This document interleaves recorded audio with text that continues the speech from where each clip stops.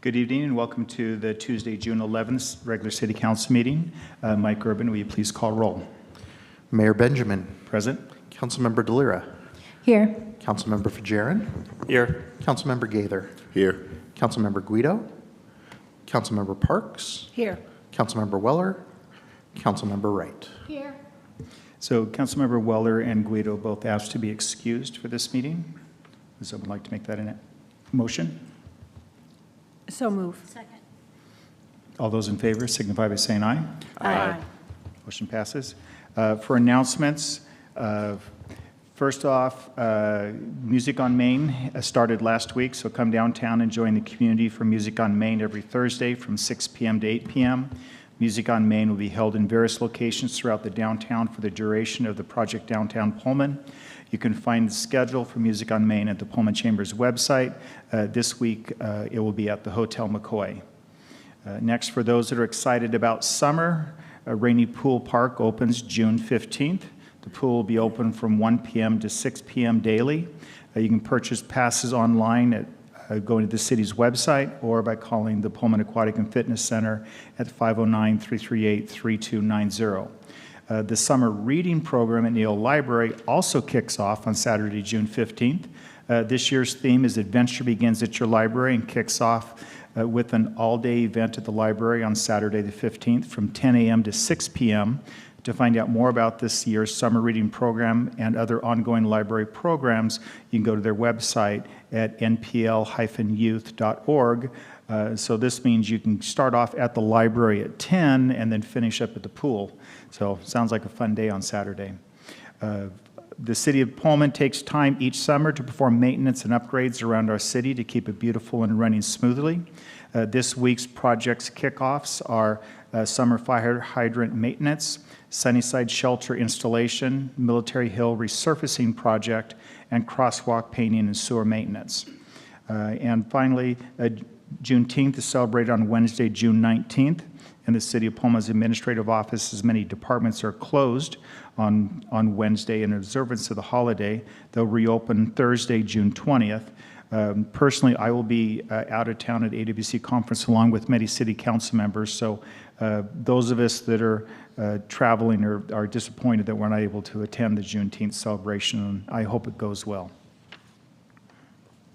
Next up is community comments. This agenda is an opportunity for the public to bring comments, concerns, or other non-agenda related items to the attention of the elected officials. And with that, I assume that there are some that would like to provide comments. Could I get a show of hands of how many would like to provide comments? Okay, with that then, so the comments, we'll do 3 minutes per comment. I was just trying to give a judge for how much time that we had. And comments will go up to a maximum of 45 minutes, but we shouldn't hit that. And with that, the first person who'd like to make comments, please come up to the microphone. If you could please state who you are and then provide what your comment is. And there'll be a countdown timer for you when you start so you can judge your 3 minutes.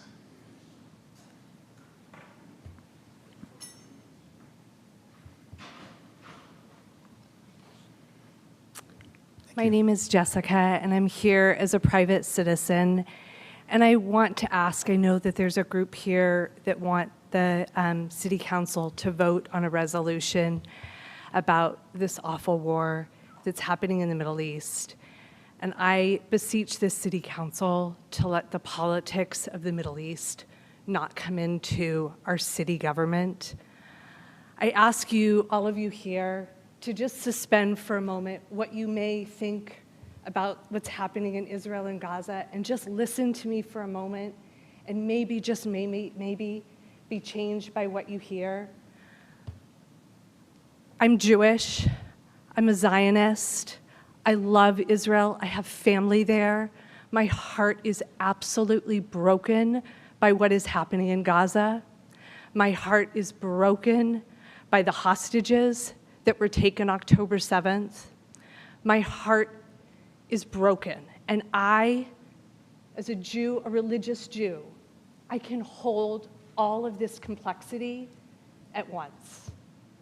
I adamantly condemn the Israeli government It is not the government of Yitzhak Rabin that I grew up with. I condemn Hamas. I live here in this community, and when I read the resolution that's being submitted, it left me out. My children graduated from Pullman High School. They experienced anti-Semitism. I have experienced anti-Semitism. And for a resolution or anything that this city is going to vote on, I would hope that it would be something that would start on what can we all in this room agree on. And so one of the things I want to just think about is, with a show of hands, how many people here are heartbroken by the war in Congo, the war in Sudan, what's happening in North Korea, what's happening in Ukraine, what's happening in Gaza, what's happening to the hostages that are also part of the people in harm's way in Gaza. My heart is broken. There are so many more wars and heartbreak happening around this world. They're happening in our own community. I want peace. I want peace and safety in this community, and I want it around the world. But one of the things that we have to do when we're having a hard conversation like this is we have to listen to understand. We don't have to agree, but we have to listen to understand, and by doing that, we have compassion. And that's what I'm asking. And I am available to have a conversation, absolutely, in small conversations, but we have to be willing to talk for compassion. You don't have to agree with me, but that's all that I ask. And so I just ask, as people present this evening, Sorry. Sorry. Thank you very much. I will ask for those that are, this is comments to the public officials, so you're addressing us. You're not addressing the rest of the audience, so please, with that, next one. Thank you. Hello, my name is William. I am a Jew in this community here. I'd like to read you guys some since October 7th. Before I begin, I actually had friends that were raped, murdered, killed, burned alive, and tortured on October 7th. Our circle of friends, one of the guys I knew had to hide in the bushes while a woman was getting her breast cut off as she was being gang raped. The terrorists that were doing it cut her breast off. They kicked them down the street like soccer balls and giggled like school children. The terrorist raping her at the time had a dagger jammed into her back, and anytime she screamed out loud in pain, he would twist it deeper. Eventually, he just got bored with her, shot her in the back of the head, and finished raping her corpse. So I'm going to read you guys some of the things that I have experienced in this community here. And when I say this community, I mean Moscow, Pullman area here. Let's see. These are some of the comments I've gotten. Let's see. Sorry, but the Jews will be equated with whoever they behave like. This was in reference to a Hitler meme. They ain't called Ashkenazis for no reason. You aren't black, and blacks don't discriminately kill other ethnics with military hardware. This was in comment with me responding, telling someone that you wouldn't say this to a black person, so why is it okay to say a Jewish person? I wish that you believe what your own holy books teach and that you would practice it better. This was from Dennis Sutton, the head or former head of the Bonneville Democrats. They learned their lessons well. This was in comment to a meme equating Jews to Nazis that was posted by a famous musician here in Moscow. Eat shit, Zion Nazi. What's the difference between the concepts of the chosen people and the master race? Answer, not much. Hey, look everybody, Psycho's a Jew. He's a Jew. How exciting. He gets to be treated differently than everybody else in the world. Common standards of human morality and conduct don't apply. If you have any criticism, you're anti-Semitic. Never mind, most Palestinians are genetically more Semitic than Israelis, which is also an anti-Semitic trope. If Ted Bundy were Jewish, charging him with murder would be anti-Semitic. If Bernie Madoff were Jewish, charging him would be fraud would be anti-Semitic. At least people like our friend Psycho would say. So what could I have possibly warranted to do such a statement? I simply laid out the ground rules for criticizing Israel, what is anti-Semitic and what isn't. By the way, that last person was Greg Umis from the Spokane Symphony Orchestra. Since October 7th, I have seen the horrific tragedies. Our friends saw people being raped live on live stream. They unlocked their phones with their face. Even through all of this, they were all peace activists there. You know, even through all this, their families still want peace with the Palestinians. But unfortunately, the Palestinians don't. 90% of the homes had copies of Mein Kampf in them and children's books filled with how to kill Jews and counting dead Jews. It's only works unless we talk, and stuff like this, if you give me 10, 50 more seconds. Well, we need to keep the same time for everyone, so. I'm so just you're- asking, So just you're, desperation here. so I need to be Okay. fair with everyone in the midst of this. So I definitely appreciate your comments. And to the audience, I know this is a passionate subject, and I appreciate that you're listening. We do have a code of conduct that we follow to be open and listening to everyone. So with the next person, please. Thank you.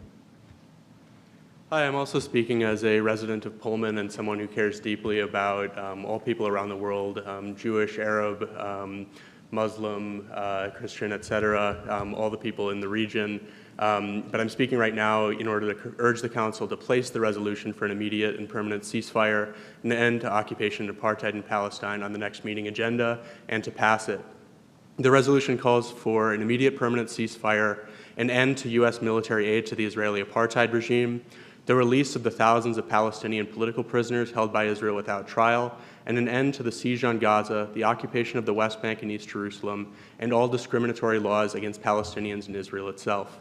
Pullman's a relatively small city, but in passing this resolution, we would be joining over 100 cities across the country in calling for an end to the genocidal Israeli war on Gaza, which has killed over 35,000 people, over 14,000 of them children, has targeted schools, hospitals, residential buildings, and humanitarian aid workers, and has cut off electricity, water, and food supplies, risking massive casualties from famine and disease. Israel is currently attacking Rafah, where 1.4 million of Gaza's 1.9 million residents have taken shelter since the start of the war, leading 450,000 of them to be displaced once again. The U.S. government is Israel's largest military sponsor, providing the apartheid state with $3 billion a year in military aid, and has offered an additional $24 billion to support the current war and genocide. Since the federal government and Biden administration are supporting the genocide of Palestinians, it falls to the people of the United States and cities like Pullman to show our solidarity and demand an end to war and genocide. Calling for an end to this war has nothing to do with any form of hate or prejudice, such as anti-Semitism or the comments of any individual in the community, no matter what they've said, but is driven by a desire for all people to be able to flourish in peace and equality, which is why Jewish organizations such as If Not Now and Jewish Voice for Peace have called for an end to the war and the occupation, and some of the largest demonstrations in cities across the U.S. have been Jewish-led. Pullman is also home to a community of Muslim and Arab residents who have faced a nationwide climate of hostility and Islamophobic violence since last year, and students at Washington State University have demanded that the university divest from companies closely tied to Israeli occupation, apartheid, and genocide. The Council should listen to these voices in our community and pass the ceasefire resolution after placing it on the next meeting agenda. Thank you. Thank you. And I do ask for each person to be able to provide a comment. Please come forward.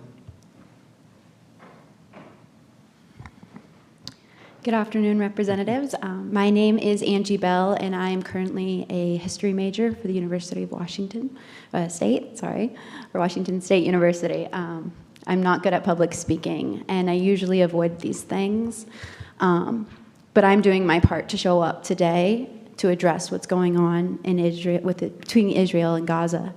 I think it is ignorant to ask us to not address the situation by the fact that I see these things. Our children are seeing these things on our phones, on our TVs, on the news. It's inevitable. So to not address this situation would be ignorant. I do not claim any heritage on either side, and I do not have family. However, I am a member of the LGBTQ community, and I know what it's like to have people stand up for you and to have people silence you. So it is important to me to show up today and ask that you please address this issue and that you please honestly do your part as representatives, because I know that there are many of us here in Pullman who deeply care about the issue on all sides of it. And I don't claim any anti-Semitism. What I do claim is justice for all. And I believe that our American values are based off of protest and revolution. Shays Rebellion, the American Revolution, our LGBTQ rights movement, all of these things that have progressed America and have included diversity and other people and made people feel safe are all founded on protest and standing up when things are wrong. I appreciate you listening to me today and giving me the opportunity to speak, and I appreciate the eye contact that you've held. Thank you. And I hope that just me speaking up, and I'm really shaky and nervous, but I know this is something that I had to do. And I think this is something that we all need to do, no matter how scary it is. And either side, of whatever side you claim, it should be addressed. And I would hope that you would implement a ceasefire immediately so that I may stop seeing dead children on my phone, on my TV, families being destroyed. It hurts. And I would hate for younger kids my age who don't even understand what's going on to have to see that too. So please address this issue and do your part as representatives. Thank you. Thank you. Next. Good evening, Council. My name is Andre Deal. I'm a PhD candidate in American Studies, an instructor in Comparative Ethnic Studies, and a member of UAW 4591. I'm also currently in my third summer of seasonal work for the city of Pullman. Even though my work mostly finds me mowing and watering the lawns of the Pullman wastewater treatment plant, it's a beautiful place, it has instilled in me a strong sense of community and a desire to be proud of this city that for many of my academic colleagues is nothing more than a short stop on their journey. To that end, I'm speaking today to urge Council to place the proposed resolution for a ceasefire in Palestine on their agenda for the June 25th meeting. As we stand here now, it's the morning in Palestine. Who knows how many parents are waking up to find the bodies of their children, or children waking up to find the bodies of their parents. We are witnessing a genocide on the Palestinian people by the Israeli military, enabled by the American government and its private military-industrial complex. Every single one of us in this room today benefits from the genocide of indigenous peoples of the Americas. We turn to mechanisms like land acknowledgements and museum exhibits to make us feel like we've learned from that history and are better than our ancestors. Paraphrasing Australian scholar Patrick Wolfe, colonial genocide is not an event, it is a process. We have the ability here to democratically use our voice as a city to do what we can to bring this process to a grinding halt, and I hope you all play your part. Thank you very much. Thank you. Next.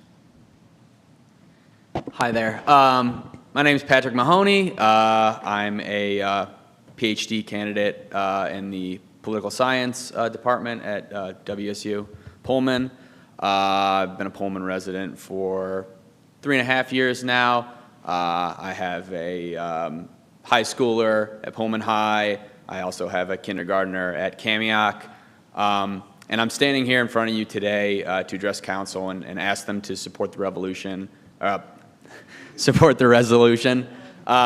on the table that we're talking about here to demand a ceasefire in the Middle East right now. The reason I think this is important is something I think that a couple other people have touched on before me, but is the fact that we can turn on the TV today and see the brutality that's being inflicted upon children in Gaza. And this kind of brutality is completely underwritten by the United States and its military and its support of the Israeli government and the Israeli Defense Force. I personally have some sort of experience with something like this. I'm a veteran in the Marine Corps. I did 3 combat tours in Afghanistan. And I can see the way in which some of the worst actions caused by our government can be justified when we spin narratives and speak to people's emotions in a way that isn't underwritten by facts. All of you can look up the facts. If there's educated people in here, I think I'm pretty well educated on the conflict, considering I'm a political science PhD candidate. You can find out about this. There are ways to understand what's going on about the conflict without falling into propaganda, some of which propaganda is supported by some of the richest people in this country.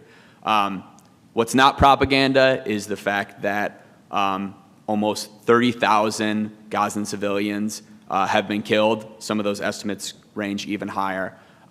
There are many children that have been killed. There are parents that are waking up every morning and don't see their kids because they've been killed. Kids don't see their parents. I don't think it's too much to ask to support a resolution for a ceasefire that says nothing about the broader conflict, that says that we don't want to see children being killed right now, and I hope that's something that City Council can support. Thank you. Thank you. Next, please. Hi, my name is Shay. I'm a citizen here in Pullman, and I'm calling to urge the City Council to place the ceasefire for the ceasefire resolution on their next agenda. I was a WSU student. I just graduated. And I moved here because I found Pullman to be such an inclusive and open environment, and it was a city that really was attractive to me because I loved how much the city was open to pretty much everyone. And I would love for that to continue here. WSU has acknowledged that we are on native land and that a lot of that land was taken through coercive and violent acts and the disregard of treaties, and that is something that we see happening between Israel and Palestine today. So I'm also here because my ancestors were pioneers and colonizers, and I wish to divest myself from their history and their past because I do not wish to contribute to the pain and the suffering of indigenous peoples, such as the indigenous people of Palestine.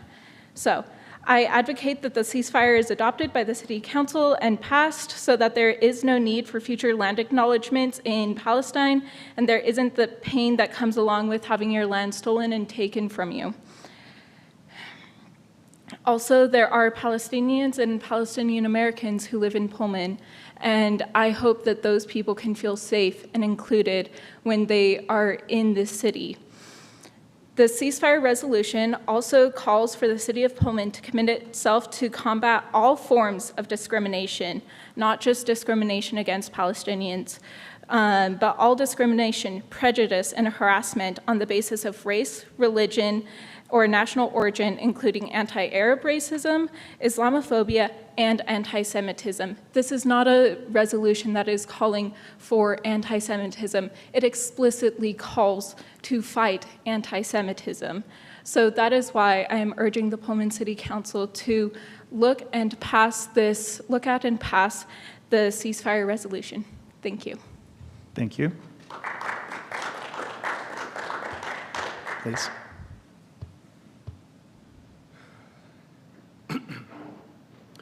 Good evening, folks. My name is Gavin Doyle, and I'm a PhD candidate in the English department at Washington State University, where I both study and teach. I've been a part of this community now for a solid 3 years, supporting our local businesses, getting involved with our local politics and community members, and growing fond of what I now call a second home. Part of what I study is the power of language and how language enacts change.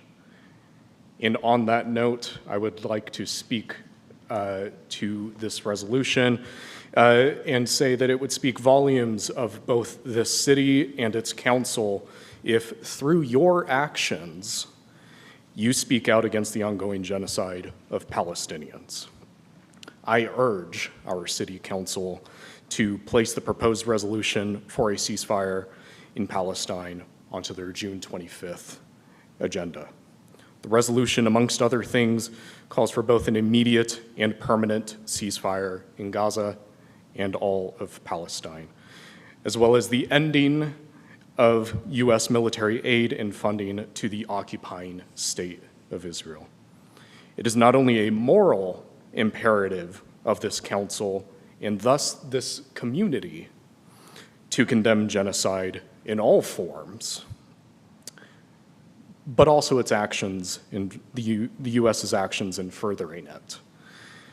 But it also ought to be the interest of this council taking up this resolution in an economic sense as well, seeing how much money goes out to the state of Israel. When we think about the constituents of this city and where that money could better be spent, not only for this city, but other small communities, small, strongly bonded communities like the city of Pullman.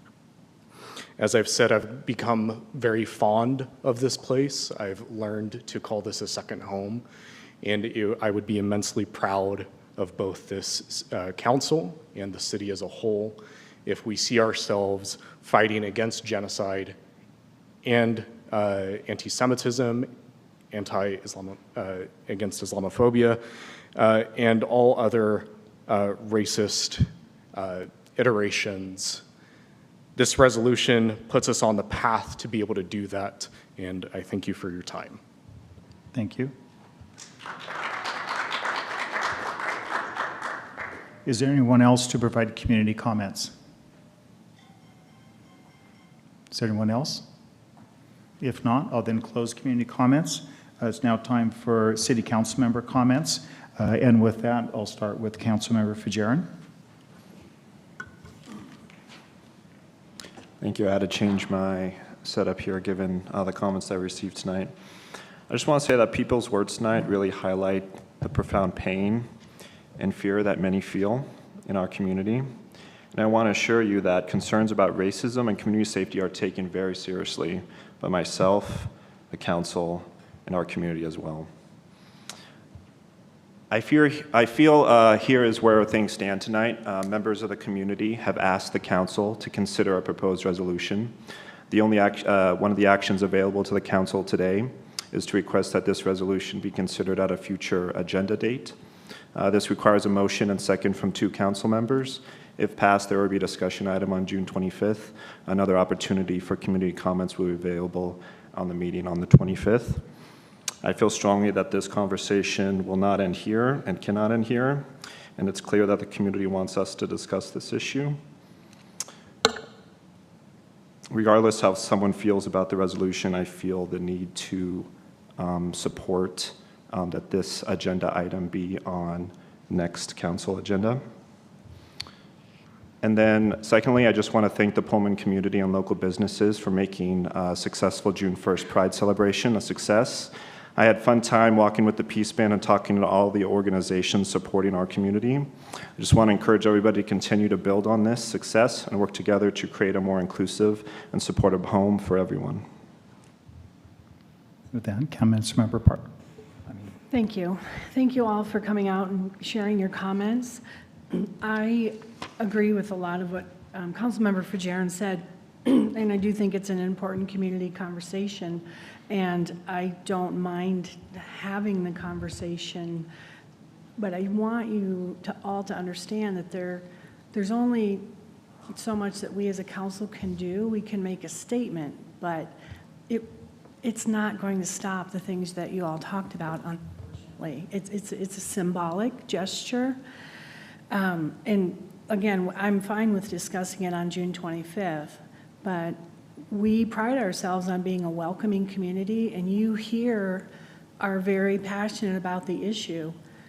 But there are a lot of residents we're not hearing from, and I feel like this could continue to be a divisive issue in our community, and I'm not certain that the city council is the appropriate place to work through that, but it's an international issue. I hope that you're also talking to your senators and our legislators in Washington, D.C., because those are people who can help move this along, hopefully. We have both Palestinian residents and Jewish residents in the city of Pullman, as well as a multitude of other residents with different affiliations and different beliefs. And our job is to do what's best for most in our city. So again, I'm fine with having the discussion on June 25th, but I do want you to understand that as a body, there's only really so much that we can do to affect change and have action, if that makes sense. So thank you really again for sharing your thoughts. Councilmember Wright. I would echo the comments of my fellow council member Ann Parks. I believe that we are here to serve most of our constituents in Pullman. You can't please everybody all the time. We have learned that that indeed is the case. But I also believe that we need more discussion about this. You all talked about understanding. We need to have better understanding of what all of the issues are, and compassion as well. And you know, what is the end result that you want from us? How can we affect those things that you want to have happen? It's not going to come from here. It's not going to come from the dais, because it's bigger than we are. It's bigger than all of us in this room. And obviously, our government is not even able to solve it because there's disagreement on every level there. And more discussion, I think, is what's needed. And I need to be assured that we are indeed representing the thoughts and the wishes of the greater community of Pullman. So thank you. Councilmember DeLira.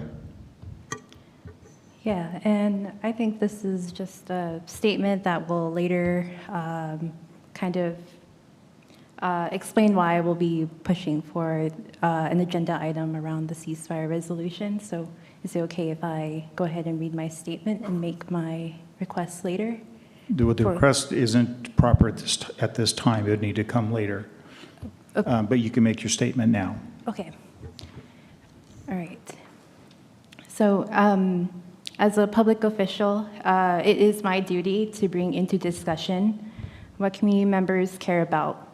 My constituents want to see a resolution passed which calls for state and federal public officials to push for an immediate permanent ceasefire, an end to the U.S. military aid to Israel that funds the escalating humanitarian crisis and loss of life in the Middle East, and the release of both captive Israeli and Palestinian civilians. I am aware that having this discussion is difficult, but it is not new among local municipalities. In fact, over 100 local municipalities, including in Washington, have passed the ceasefire resolution. And as a city, we would be joining in solidarity with other cities to put pressure on the U.S. federal government to act to end this extreme humanitarian crisis that is being funded through our tax dollars. As stewards of our city's tax dollars, and as a city that does rely on federal services and money, we must feel responsible to weigh in. And it sounds like I have the support of my council members to have that discussion. We're not an isolated city that is unaffected by national and international events. In fact, having WCU in our community makes it even more so that we are a city with ties from all over the world. And I also want to make this abundantly clear. I will not tolerate Islamophobia, anti-Semitism, and other forms of discrimination and harassment towards any community members in the process of discussing a ceasefire resolution. All should feel welcome to speak in a public meeting around this topic. I will leave my formal motion, but eventually I would like to set a motion to have a discussion on the 25th to talk about a ceasefire resolution by formally having it as an agenda item. And I think this topic requires much urgency and attention as we continue to receive developments around as well as witness the massacre and displacement of Palestinian people in Gaza. And I would like to give council members time to reflect on the ceasefire resolution and have conversations with our community members. So I'll wait until the agenda item request section to formally request that item for the 25th. Councilmember Gaither. Yes, I just want to first thank you all for coming today and sharing your thoughts and feelings with us. As your elected officials, we really care, and we deeply appreciate this type of engagement and the passion that you all bring and the heartfulness that you all bring to this important issue. I understand this This matter cuts deeply for many of us, and I want to acknowledge the preciousness of every human life. You are all seen and your voices are heard, and I apologize if any part of this discussion has felt hurtful.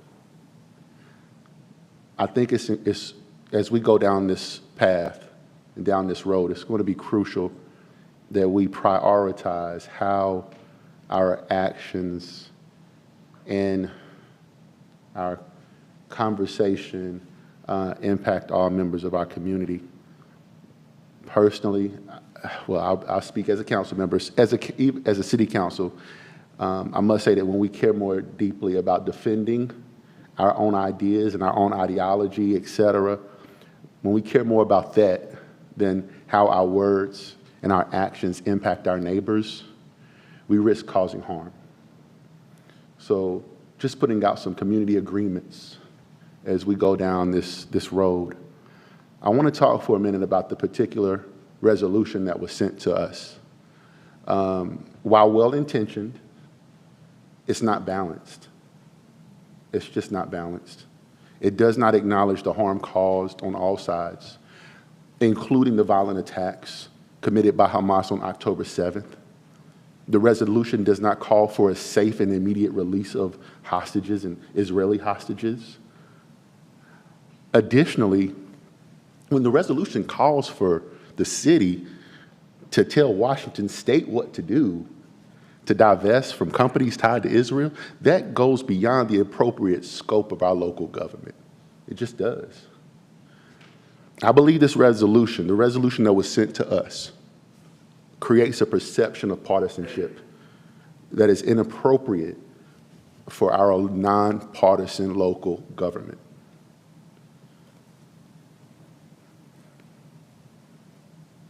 I want to say more, but I feel we're gonna be talking about this for a couple of weeks. So I'll stop there and just say that the bottom line is this. We need each other. We really do, now more than ever. So as we go down this road, let's consider how we can do this work, remembering that we are one, not creating a us versus them, of dualistic, false dichotomy that can tear our city apart, because this conversation has tore other cities apart. And I encourage you all of us, to do your research. Go on YouTube and go somewhere, YouTube, wherever, look at what's happened to other cities when this conversation takes place, when it's done in an us versus them, I care more about defending my own principles and ideology. I care more about that than the impacts of my words and my actions and what that would do to my neighbor. So we're going down this road, so we might as well start creating some community agreements or ground rules or whatever you want to call it. But bottom line, we need each other. Thank you. Thank you, Council, for your comments. Time for Mayor's comments. I want to thank those that came forward and also those that are here, sharing your thoughts and concerns. This is definitely a passionate issue. I definitely hear your passion. I ran on a platform to create Pullman and advance it as a welcoming city. Tonight, the City Council's proposed goals also includes welcoming to promote the understanding and appreciation of the community connections and cultural diversity. Related to that, I'm very concerned about this resolution, and it's very similar to what Councilmember Gaither talked about, is as Pullman, we need to welcome everyone in our community. We don't pick who as a person, as a nation, or as a culture who is welcome in our community and who isn't.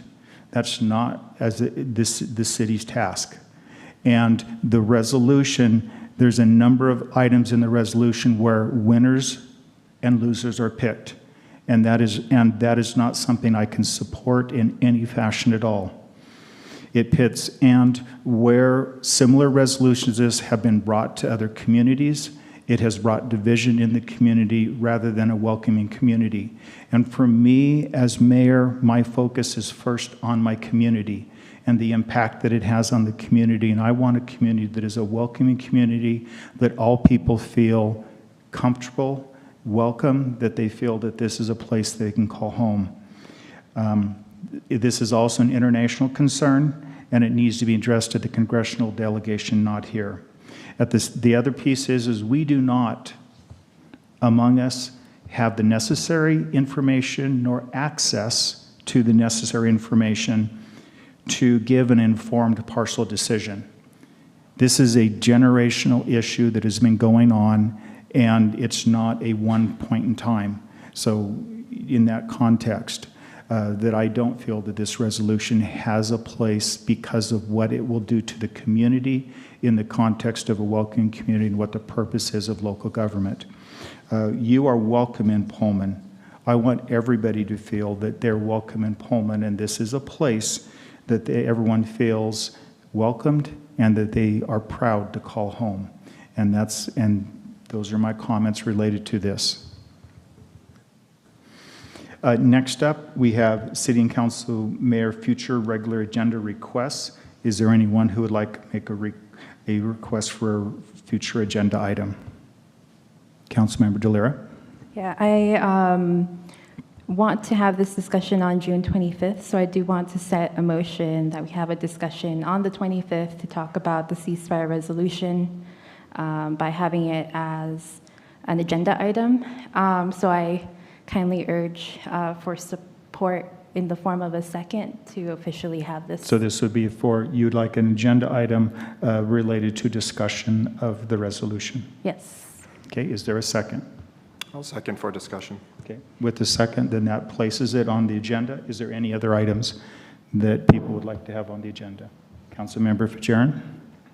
Thank you. One more thing to request. In light of recent challenges faced by our election officials nationwide, I believe it's crucial to support and understand the work that they do to uphold our democracy.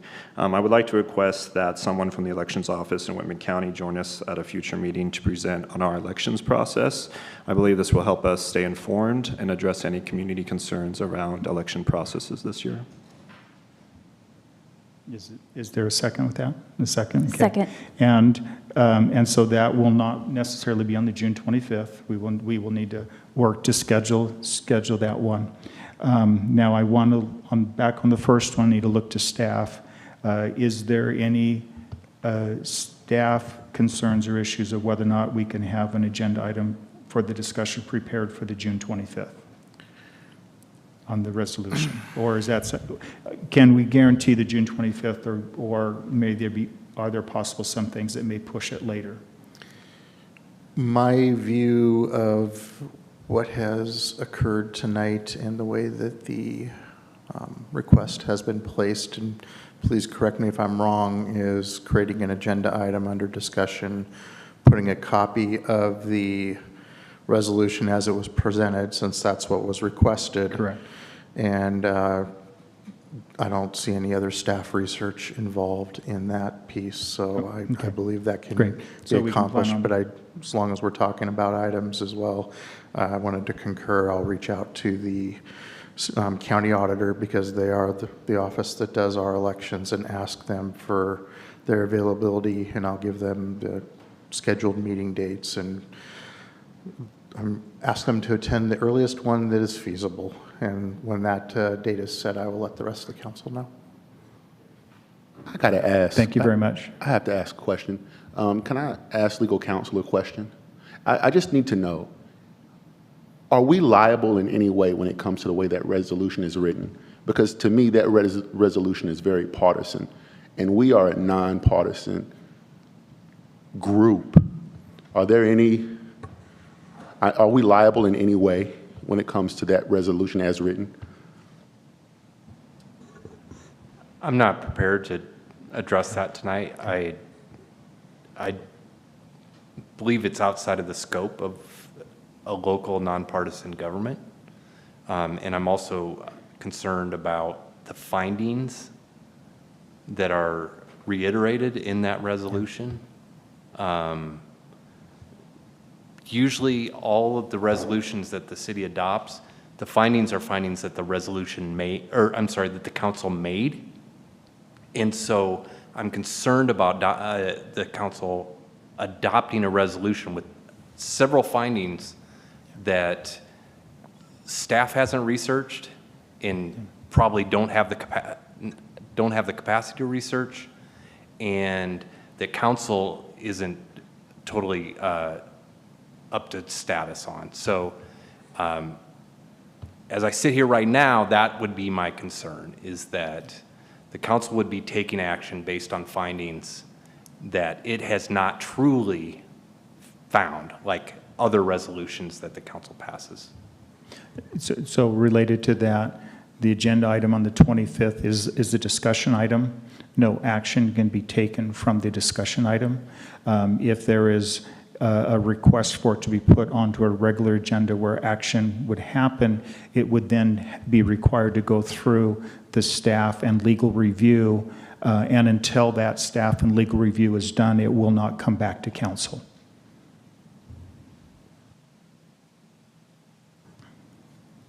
Okay, with that, what we're on next to is community comments on final action items for this agenda. So is there anyone who would like to make any comments on any final action items that we'll be taking today at the agenda?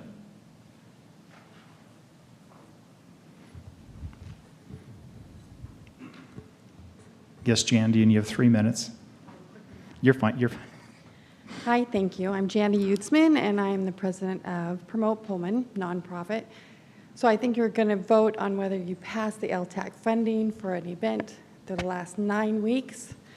So please pass it, because we need it. Businesses are suffering down there more than I thought they would. Restaurants are doing better.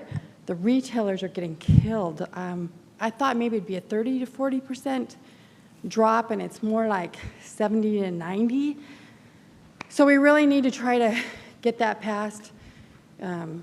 Market to those target markets, which are the Palouse Summer Series, the WSU New Coug students coming in. And so hopefully it'll do the trick, but please pass it so we can give our best effort at turning things around a little bit, because I love it's quiet down there. I've watched people yell across from one side of the street and the other, and I was just kind of laughing because you could never do that before with the trucks. But it's too much like a ghost town. We've got to step it up in some way. The Pride event was a wonderful event, great cause, but it was great to see the energy. And it showed us that it is possible to do these grassroots efforts. We can be successful and do good things, so please be a part in passing that so we can give it our best shot. Thank you. Thank you. And Jandy, please make sure you get all the applications in. So all the permitting applications. We can discuss that on the side, but that was done a month ago. You'll work, okay. Yeah. Thank you very much. With that, we're going to continue on to our next presentation, but before that, what I want to do is give a 1-minute break for those that would like to leave, that don't want to have to stay for the rest of the meeting. If you'd like to stay, great, you're welcome, but so you don't feel like you're disturbing people while you go. And while that's happening, Ryan, I'll let you come up and get prepared.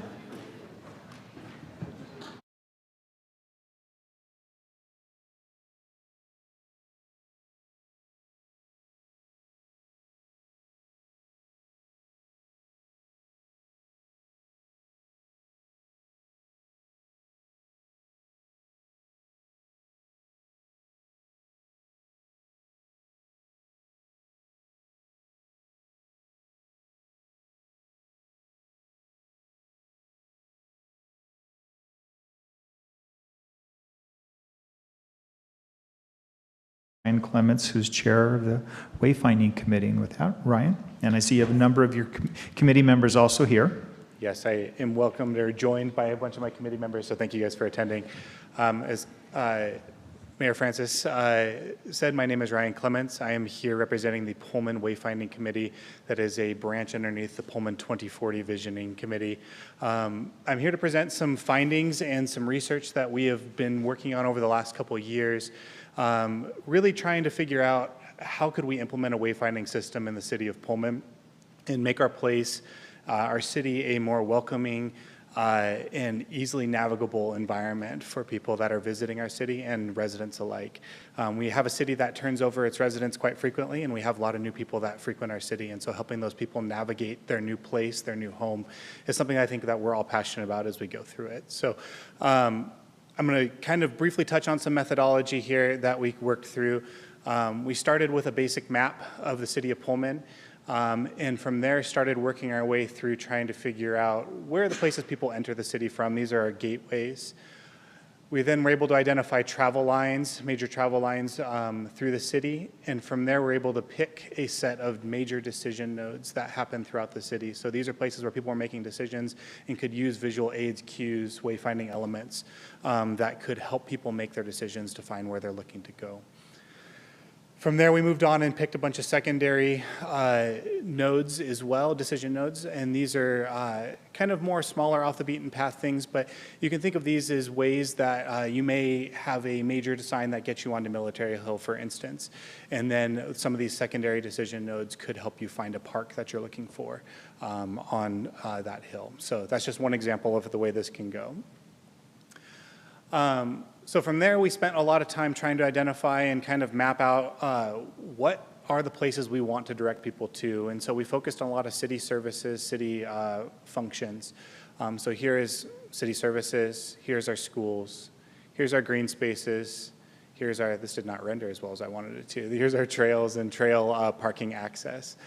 And then we finally spent some time looking at the way Pullman's structured, and I think, you know, those who have lived here for a long time understand we have our 4 hills, and our addressing system kind of works that way to get people onto those 4 hills. And so we have looked at branding neighborhoods with the Military Hill or the Pioneer Hill brand, trying to create that sense of identity that I was kind of talking about earlier in the presentation, that could help some neighborhoods flourish as they embrace that identity and have a physical representation of the place that they live. Similarly, we also have identified our districts. This is the zoning districts for the business districts in the city of Pullman. A thing to highlight here is that the job of the Wayfinding Committee or a wayfinding system isn't to change or create new places or to build. We're not building new places or anything like that. We're trying to help people find the environment and navigate the environment that exists today. So this is the business district that exists today, and we would want to help people find their way around those. So I glossed over a whole bunch of like 2 or 3 years worth of research as we were doing our wayfinding effort, but these are kind of, tried to get you to a few places there. But we did come up with some things that we think are some easy wins for the city of Pullman and some areas to focus early. So where we started and want to talk about first is directional signage. This is a lot of that major and minor decision nodes that people are going to encounter, helping people find the places they want to go. So the directional signage is an easy win and ways to get things in the ground and get our wayfinding system moving forward. We also identified downtown pedestrian kiosks. Wayfinding is not just vehicular modal. It includes all modes of transportation, whether that be on a bicycle, being on foot, taking the bus. All of those things, we need to help people find the way of their city and the way that they are needing to access the city. And so downtown pedestrian kiosks play a great role in having a map and the ability for people to navigate their space, if that makes sense. We also want to throw out the idea of gateway design harmonization. This is the entrances to the city getting a cohesive look and feel in all of our gateways. This is a big shift from the way Pullman's kind of organized today. And as such, it's probably something that should be considered way out in the future after we get some of those easy wins under our belt for the wayfinding effort. But wayfinding systems require that everything look and feel the same so people know what to be looking for when they're trying to find signs to get them around. And so having that entry point where people come into the city is important to make that look and feel the same way. It provides that first point of contact for the rest of the wayfinding elements. Improved trail access signage. This is helping people discover our city. That is something that's also a part of wayfinding as well, helping people discover our great trail system and the ability that it gives to access all kinds of the cities without having to get into a car. And then, as I kind of mentioned earlier, a conversation around branding our neighborhoods and districts. This is giving physical representation to the districts and neighborhoods and starting to create that sense of place. A few more things. I know I'm trying to mob through these really quick, but another place that we wanted to also identify is removing sign clutter and kind of harmonizing around our new wayfinding system. So right now we have a buildup of signage throughout the city of Pullman. I think you'll have seen it where I think over decades we've accumulated signs for various places throughout the city. A lot of those signs are faded, in disrepair, and really could use a refresh. And this is an opportunity to recommend a full reset, pull all those signs off, and then put those elements back with new signage. And I'll show you some examples of what that signage might look like here in a second. And then the last two are taking an opportunity to then move this forward and integrate into Pullman Transit. Transit is a major mode of wayfinding and a major usage of a wayfinding system in a city. And so getting transit things to look like our wayfinding system in the city is also something that I believe would help everybody navigate that system better. And then finally, I'll throw out making the intermodal link is something that we're also passionate about. So this has nothing to do with signs. This has everything to do with making our transportation systems function better for people. And so an example of that is where a path loses continuity as it crosses a road, and we're expecting somebody to go down a block, cross a road, come back, and then continue on a path. That makes our transportation system difficult to access. And for new users, they'll come to that spot and kind of have a moment where they don't really know what's going on. And so championing accessibility and continuity projects is something that I think our group is going to be an advocate for. So where do we want to start? I buried the lead a little bit, but one of the places we want to start is in our directional signage bill out. So this is those major and minor decision nodes that are that I highlighted in a map earlier.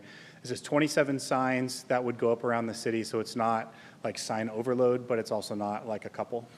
These would be vehicular traffic. Mostly, the first ones would be focused on vehicular traffic, but they're designed in a way that they can be used by all modes of transportation and utilized in that way. And then we'd also like to upgrade our public parking signs to also have that same look and feel as the rest of our signs. And the point of that is to make sure that when you're looking for directions places, you look for this icon, this color scheme, et cetera. And so our parking signs can stand out a little bit more and help people find those places, especially in our downtown. And then as part of the downtown project, we are moving forward with an installation of 2 pedestrian kiosks. These are going to be those map things that I talked about. I'll show a picture of those here in a second. So those wayfinding elements look like this. For those that were around for the branding effort, you'll see probably some familiarity here, but this is what the signs look like. The goal is to purchase higher end signage. So these are long-lasting powder-coated anti-graffiti protection as well. The quote for a sign of this size is in the $400 to $500 range a piece. And so you can do some podium math, which I will not do for 27 signs, and kind of get to what that budget might look like. And then also in the addition, adding free public parking signs throughout the city as well. The kiosks will look something like this. This is the reference design which we gave to a company called Future Systems, which is doing the work for Apollo Construction, who's doing the downtown project.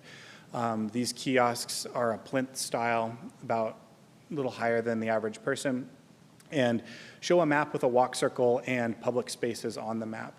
We're also looking to include like a QR code to business directories to help people find places to eat, shop, and stay downtown. One of the goals of this map is to help pedestrians understand that they can access all of downtown on foot rather easily rather than going back to their car and driving to another parking lot, finding a parking spot and moving forward. So if we can help people make that choice, that's part of what these kiosks are designed to do. They'll also include, if I go back a slide, there's the city logo in the upper left-hand corner of these signs. The kiosk will have that in the upper left-hand corner as well. So that's a design element that'll be consistent across both of these things. So we've proposed 3 phases as a group. The first phase is completing our in-scope wayfinding elements for our downtown project. When I say in-scope, what I mean by that is that the downtown development project that is currently ongoing has a very specific scope and region to which that work is limited. And so the funding for our directional signage and kiosks is coming for that specific area through the downtown project. So that's phase 1, that is funded. Phase 2 completes the rest of downtown. So that's the next kind of ring out. And we have sought and you guys passed a resolution for an LTAC grant for that wayfinding, those wayfinding signs. And we are looking to purchase those all together and put them all up at the same time. So phase 1 and phase 2 are already in flight, no funding needed. Where we're looking for some help, and this is kind of where an ask is going to come of council, is we're looking for funding to establish some kind of a budget over the next 1, 2, 5 years, however what timeline we want to draw this out on, to install the remaining 27 signs which I identified for major and minor decision nodes. Our group would take the effort on identifying content for those signs and work with the city to order, but we would need the city to help perform installation with those, and we've had some conversations about that. But that funding is around the $30,000 mark. That's a conservative estimate, which may include if we need to go purchase some poles and install those as well for places that don't have poles existing already that we can use. So my questions and kind of feedback I'm looking for from council tonight, this is, you know, a presentation, but I'm trying to get a feel for, are we going in the right direction here? Is this something that council wants to continue to pursue? Do we like the designs? Those are, you know, questions on the table, dangerous questions to ask in a public forum, but so are we going in the right direction? Second question is as we've had discussions around branding of the neighborhoods in the city of Pullman, city staff and others that we've talked have shared a concern that we not do that unilaterally from the Pullman Wayfinding group. That is a bigger discussion that the community probably needs to be involved in to make sure that there is buy-in on the names of the neighborhoods that we're choosing, the names of the districts, et cetera. And so the question that I'm posing is, how do we want to go about that if this is a desire of the council to move forward? And then the third is, if we get through all that and everybody still wants to do this, what funding mechanisms do we want to pursue to do the phase 3 work? With that, I will entertain any questions with council. So Ryan, thank you very much. And I know for the new council members, this is new information for them unless they watched previous council meetings or were involved in previous things. The other council members have seen many of these pieces with it. So thank you very much for that. With that, questions? Or, yes, Councilmember Parks. Thank you, Ryan. That was, I mean, I looked through it, but as you're explaining it, it really helped a lot. I appreciate all your information. I love the idea of cleaning up the signage, harmonizing, unifying throughout our city.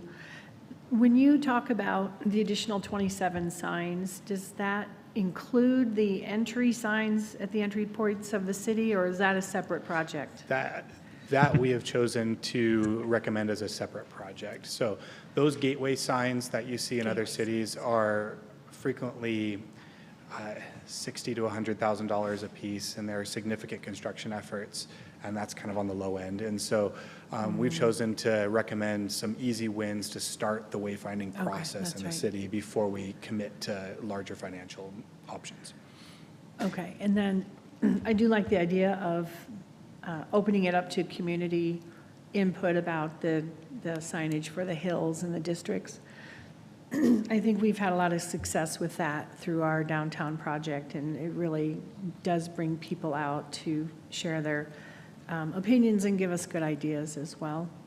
And then when we're pursuing, you said $30,000, is that an annual ask that you're looking for moving forward? That is a total cost of the project. So I Okay. would be looking to spread that out over the time period that we want. So if we want to do this in one shot, I'd be asking for $30,000 today. If we wanted to do this over 5 years, it'd be less. I see. Okay, thank you. And just as a reminder for council, on our 2-year goals, we do have the wayfinding item that includes both the entrances and also this piece. Other thoughts, input? Councilmember Fajarin? Thank you, Mayor, and thank you, Ryan, and the committee for all the hard work that you've done these past 3 years. It really shows with the data and how it's all connected at GIS. I really like that.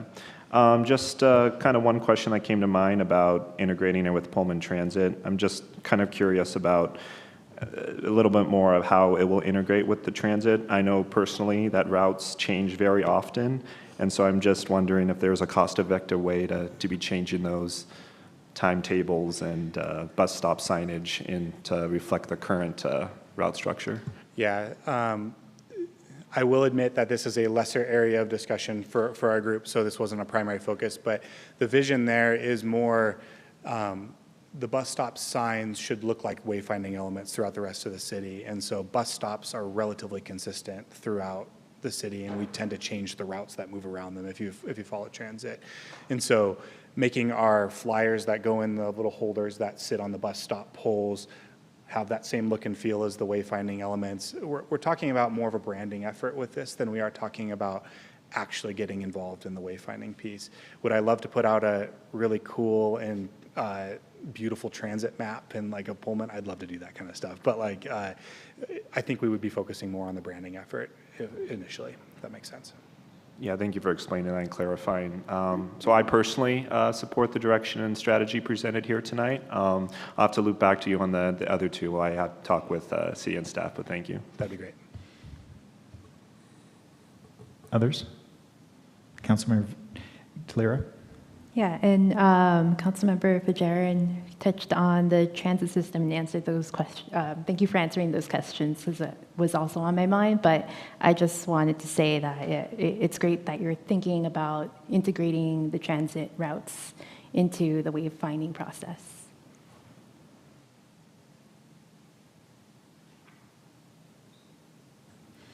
If not, it sounds like your first question that they're happy with the direction that you're going.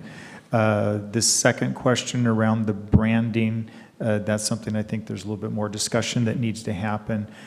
We do have in our proposed goals, there's some pieces within the goals related to communication and outreach, and this could actually be for the council, might be something that they want to kind of go around to gather around as a part of that communication outreach piece. And then the funding mechanism and more for the council, that's going to be as we come forward with this next budget cycle in this year that we're setting up for the next 2 years. And that will, as we work through that, we'll have better answers for you related to that. So Ryan, thank you, and also for the committee. And I actually had the pleasure of sitting under Ryan on this committee. So it's been a joy working with everybody on the committee on this for a number of years, and it's nice to see a lot of time and effort and energy has been put into this, and to finally see the first sign just about here is pretty exciting. So thank you very much. Okay. Thank you, Council. So next up is the consent agenda. I'd entertain a motion to read the consent agenda by title only. So moved. Second. All those in favor? Aye. Any opposed? With that, if you'd please read our consent agenda. Thank you, Mayor. The first item is a motion to dispense with the reading of the May 7, 2024 special meeting minutes and approve them as submitted. Item 2, a motion to dispense with the reading of the May 14, 2024 meeting minutes and approve them as submitted. Excuse me. Item 3, a motion to dispense with the reading of the May 21, 2024 meeting minutes and approve them as submitted. Item 4 is a motion setting June 25, 2024 as the date to hold a public hearing to consider the 6-year transit development plan for 2024 to 2029 and the 2023 transit annual report for the city of Pullman. Item 5 is a motion to ratify change order number 3 to the Pullman Downtown Improvements Contract. Item 6, a motion to authorize a lodging tax grant to Palouse Summer Series for an amount up to $49,735 for the Palouse Summer Series. Item 7, a motion to authorize a lodging tax grant to the Pullman Chamber of Commerce for an amount up to $8,887 for the 2024 Three Forks River and Arts Festival. Item 8, a motion to authorize a lodging tax grant to Promote Pullman LLC for an amount up to $3,000 for the Summertime Shop Then Savor. Item 9, a motion to approve disbursements for accounts payable checks numbered 201-11435 through 201-11531, totaling $2,799,142.20. Item 10, a motion to approve disbursements for accounts payable checks number 201-11532 through 201-11602, totaling $252,403.38. Item 11, a motion to approve disbursements for accounts payable checks number 201-11603 through 201-11651, totaling $2,464,632.51. Item 12, a motion to approve disbursements for accounts payable checks number 201-112-024 through 201-112-076, totaling $1,291,282.77. Item 13, a motion to approve disbursements for accounts payable checks, electronic transfers, and ADP payroll transfers totaling $1,136,592.50. Item 14, a motion to adopt the 2025-2026 biennial budget schedule. And finally, item 15, resolution number R-35-24, a resolution accepting a public sidewalk easement granted by BT Pullman, LLC, authorizing execution of said easement and providing for all other matters properly related thereto. Thank you. Are there any items that a council member would like to take out of the consent agenda to discuss separately? Seeing none, with that, I'd accept a motion to approve the consent agenda. Motion to approve. Is there a second? Second. Any discussion? With that, all those in favor of passing the consent agenda signify by saying aye. Aye. Aye. Any opposed? It passes. And Ryan, so you, and your team, we have another half hour to 45 minutes, so if you need to go, don't feel you have to stay. With that, we now move in, so a public hearing related to the capital improvement program. And with that, R.J. Lott, our Community Development Director. Thank you, Mayor. Good evening, Council. This item on the agenda this evening is a public hearing on the capital improvement program for the 6-year period running 2025 through 2030. With 3 new council members here this evening, I thought I'd go over briefly what a capital improvement item is. Quickly, it's an item that's valued at over $10,000. It could be something such as land acquisitions, building construction, could be something as a study, things of that nature. It can also include rolling equipment, but it does not include routine maintenance or personnel action items. So a quick update or a quick review on how we got to this evening. On April 8th, 2024, staff sent out a preliminary CIP memo, which included a draft of this item. On Wednesday, May 8th, the CIP committee met, and thank you to council members for Jaron and Wright for volunteering their time that afternoon. On May 22nd, the Planning Commission reviewed the proposed CIP to evaluate it in conformance with the city's comprehensive plan, which leads us to tonight for June 11th, the public hearing on this item. Subsequently, after this evening, in 2 weeks, I'll bring forward a final draft for council consideration. At this time, is there any questions that I can answer?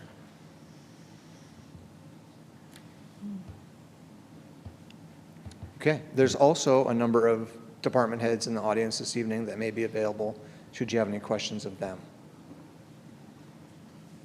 Any questions? No. They're happy. Okay. With that, the next item is a public hearing related to the capital improvement program. With that, I'll open the public hearing. Is there anyone who would like to speak? With that, please come forward. You have 3 minutes. Thank you, Mr. Mayor, members of City Council. Oh, we got a timer going for you. Oh, okay. No, you're fine. Go ahead. My name is Reed McPherson. I'm the Vice President for Firefighters Local 1892. I want to thank you for taking input on the 25 to 30 CIP plan. Local 1892 has a couple concerns about the plan as presented as it relates to the fire department's projects. Our first concern is the current CIP plan calls for putting Station 3 out to bond a year after putting the police station out to bond. We feel this is poor planning, that both projects, being large capital projects, should go at the same time. I think it would go better with the voters, ask once rather than twice.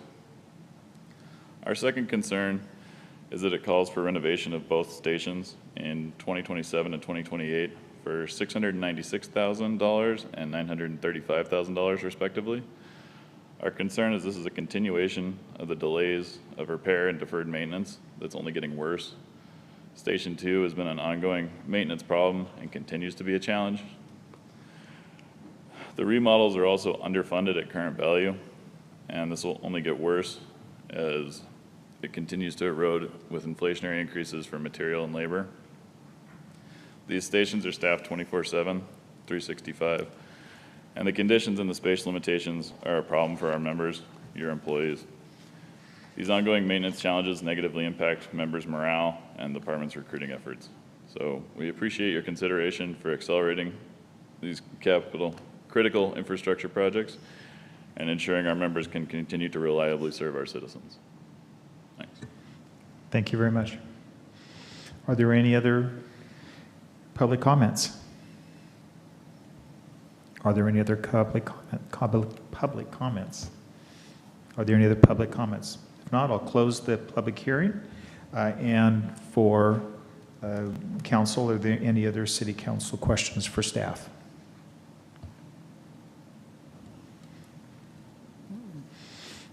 With that, back to Jay. Any questions I can answer at this time? Looks like not. All right. They must be happy. So staff intends to bring this back for a resolution for action at the June 25th meeting then. Okay, great. So next we move on to the Transportation Improvement Program. And with that, R.J. Lott again. Yes, thank you. So the Transportation Improvement Program is a subset of the Capital Improvement Program. What's important to note in this is that there is a timeline for submitting this to the State Department of Transportation, which is July 1st. That's in accordance with RCW 3577010. Same process as the CIP. Any questions I can answer for the Transportation Improvement Program?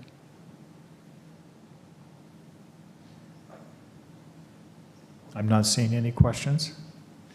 With that, I'll open the public hearing.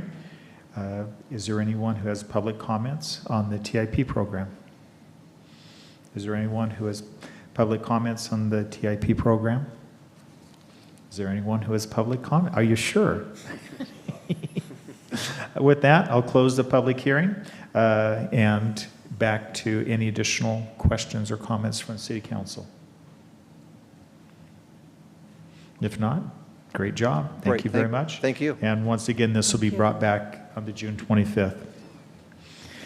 Next up is regular agenda. First one is we have Kirk Damon. Thank you, Mayor, members of council. Before you this evening is a resolution authorizing the execution of a professional services agreement between the City of Pullman and Pros Consulting, Inc. for the purpose of providing a Parks, Recreation, and Open Space Master Plan, or PROS plan, as you'll hear. Purpose of the plan is to update the Parks and Recreation Department's most comprehensive 5-year plan that was adopted by City Council in February of 2020.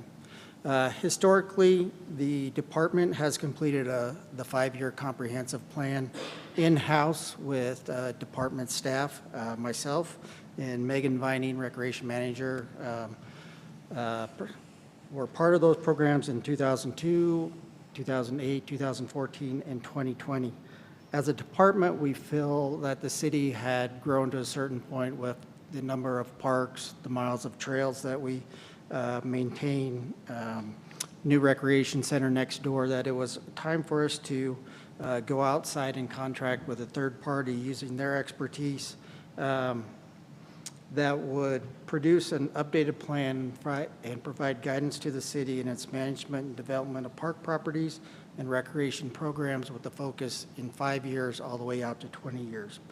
I would note the document must fulfill the planning eligibility requirements for parks and recreation plans set forth by the state of Washington and the Recreation Conservation Office to be eligible for grants. And an example that would be the grant that I brought forward a couple of weeks ago for applying for Veterans Park grant. So we must be eligible for those. Specific tasks that Pros Consulting will use in completing the plan. One will be an open and communicated public process. This was something that staff was pretty adamant about, in that we have a robust community process among stakeholders, user groups, and other service providers and community members. Provide a statistically valid survey. So develop and implement a community needs assessment, also looking at our WSU students and that kind of transient population as well. Provide a demographic and recreation trends analysis, so review and interpret demographic trends and characteristics of the city. Inventory our existing facilities and future facilities, so update the work that we have done over the last 25 years of inventorying our assets, including facilities, parks, trails, and open spaces. Also identify barriers to access city services. In this area, we'd also look for focus on GIS mapping of our parks, the walkability that our neighborhoods have to parks, and then also identify areas where we're lacking resources as well. Rank and prioritize demand and opportunities, so prioritize recommendations for needs regarding land acquisition and development of parks and recreation facilities. Also analysis of programs and services, so provide an assessment and analysis of our current level of recreation programs and services. And then final action is providing us with an action plan and the actual development of the PROS plan itself. So our selection process with Pros Consulting is on March 19th, staff solicited proposals from qualified consulting firms who had the expertise in preparing a PROS plan. Staff received 5 proposals and interviewed 4 of those, and ultimately selecting Pros Consulting. It is expected that work would start this summer with completion in the spring of 2025. I would note that a PROS plan was adopted in the City Council's 2024 Capital Improvement Program. So at this time, staff is requesting Council's adoption of the attached resolution authorizing the execution of a professional services agreement between the City of Pullman, Pros Consulting, for the purpose of providing a parks, recreation, and open space master plan. And at this time, I take any questions. With that, any questions?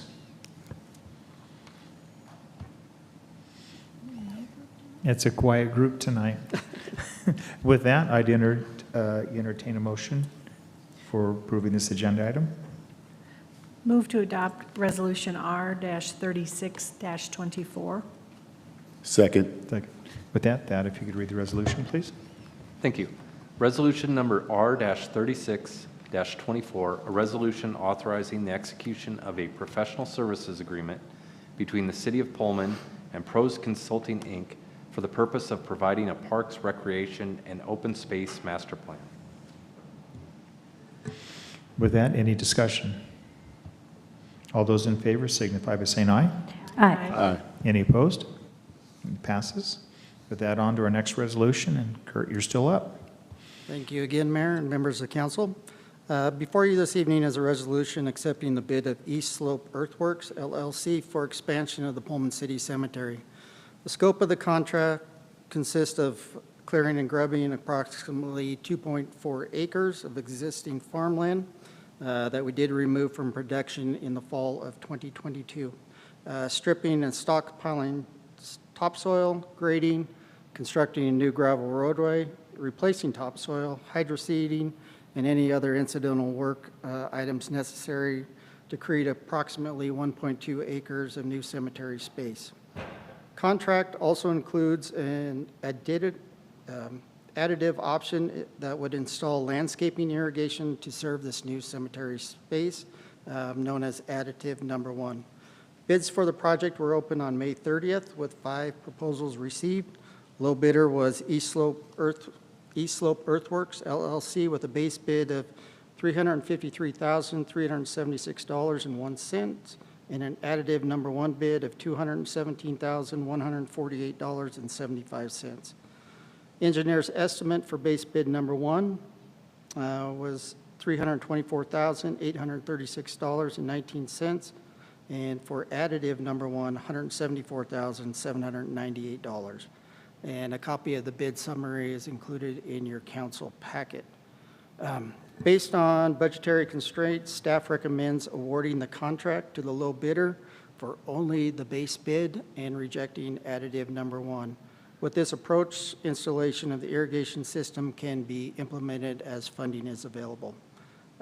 Funds from the Cemetery Improvement Fund and Cemetery Project Fund will cover the expenses of this construction project. On-site work is expected to begin later this summer and with substantial completion by mid-November. And so at this time, staff is requesting council's adoption of the attached resolution awarding the contract of the Pullman City Cemetery Expansion 2024 to East Slope Earthworks LLC for the bid amount. With that, any discussion? Councilmember Parks? Thank you. I just have a question. How many spots, how many additional grave sites or interment plots will that provide about? I think it's still to be determined. I'd say full sites, full grave plots in excess of 500. Oh, okay. Thank you. Any other? If not, I'd entertain a motion for approving this agenda item. Move to adopt resolution number R-37-24. Is there a second? Second. That, if you could read the resolution, please. Resolution number R-37-24, a resolution accepting the base bid of East Slope Earthworks LLC for the Pullman City Cemetery Expansion 2024 project and authorizing execution and delivery of the contract for said project. Any discussion? With that, all those in favor signify by saying aye. Aye. Aye. Any opposed? Motion passes. Thank you. Next up, Ryan Schornhorst, you're up next with the motion for a 3-year contract, Public Safety and Insights. Thank you, Mayor. Good evening, Council. A quick overview of what we're looking for tonight. Public Safety Insights is a company that partners with the federal government following way back when the 9/11 Commission and Communications for Emergency Responders. And the system is called FirstNet, if you've heard of it, and it's to ensure, its goal is to ensure first responders have communications during an emergency. And they do that with a system called Band 14, that only emergency responders can have that on their cellular device or mobile device in the event of an emergency. So if everything else goes down, we can still make phone calls or kick other people off the networks just to make sure we handle those problems. So what we're looking to do is enter into this contract to get a CRD, or compact rapid deployable. It's a small mobile cell site, if you will, that goes on the receiver of a pickup truck, is no wider than the back of a truck, weighs about 700 pounds, and it can be transported anywhere. It is free to us to use at any location that we desire when we house it. The requirement is that we would deploy it should another community within a 4-hour travel distance, as the contract is written, requests it. They would have to have Band 14 capability as well, or be on the FirstNet network. Currently in the city of Pullman, the fire department and emergency management, which is the same, have FirstNet. Whitman County emergency managers have FirstNet, and I believe Moscow Police Department are on FirstNet. We are moving forward in the fire department to get our entire fleet moved over to the FirstNet network. So we're getting there, but it would enhance our emergency management preparedness capabilities should there ever be one of those freak man-made or natural-made incidents where we lose all communications due to power outage, or lines down, or we just can't get trucks up to refuel the cell sites, where we could bring this unit out, set it up, and it is self-sufficient off of a generator for 60 hours straight. All we have to do is add fuel to it, or we could plug it into the wall and have it continuous. It will provide a 1-mile bubble of cellular communication for that Band 14, capable of providing up to, I believe, 74 conversations at the same time, as well as data. It does not produce a Wi-Fi signal. But our phones do have hotspot capability, so we have options in that. So we're looking to enter into this contract for events in our community to ensure communications and test those capabilities, like football games, Lento Festival, maybe even the 4th of July, just to have that up, make sure that we've trained on it, and then should we ever need to deploy it, we'd be able to put it up in the city to provide coverage so that we can take care of the emergency until the utility companies are able to come in and restore the services to the citizens and to the city. That is our ask, to enter into this contract, and I'd be happy to take any questions. Oh, let me go back. I always forget one part. When we go and deploy this, a trained team, a small number of individuals in the fire department who are capable of setting it up, they would take it out, set it up, hand it off to the local agency that requested it, and then they'd return home. They would not stay. They are not required to stay. They're there and back. We would need to get it there within a 13-hour window. That's what the contract says. And so we wouldn't have to travel overnight and create safety issues. And all of our travel expenses, per diem, or even if we had to stay overnight due to a hotel, those are all covered within the contract so that the employer is made whole, similar to what we've been operating off of with our state mobilization contracts. Now I'll take any questions if you have any. Any questions? Ann? Yes, ma'am. You mentioned the 4-hour radius, and you did mention obviously our neighboring communities and our community, but so it could go to like Walla Walla or Tri-Cities or someplace like that. Is that too far, Tri-Cities? Nope. No. It depends on what heat map you're looking at or travel distances and stuff.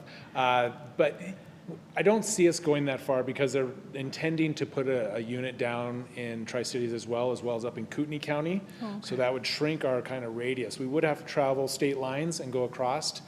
And if we did deploy our unit because Walla Walla requested it, they would do their best to replenish ours with another unit so that if we had an incident here, we would still have that capability in our back pocket. Thank you. Any other questions or discussion? Just a quick question. Jermaine? How many units are you referring to? Or is it just one unit? It is just one unit, Okay. yes, sir. Originally, they started at 2, but then they got a hold of Kootenai and said, hey, we'll just split them up. So. Any others? If not, I'd entertain a motion for approval. Move to authorize staff to enter into this 3-year contract with Public Safety Insights, LLC. For firefighter department use and deployment at emergency incidents. I'll second. Trying to be accurate. Second. That way Dad doesn't have to reread. With that, any discussion? If not, all those in favor signify by saying aye. Aye. Aye. Any opposed? Motion passes. Thank you. And next up, we have a motion to adopt Pullman City Council goals and priorities for 2024 through 2025. This is the culmination of 6 previous meetings where we started with our retreat and then had public input times, open houses, and then also the goal-setting retreats and continuing discussion.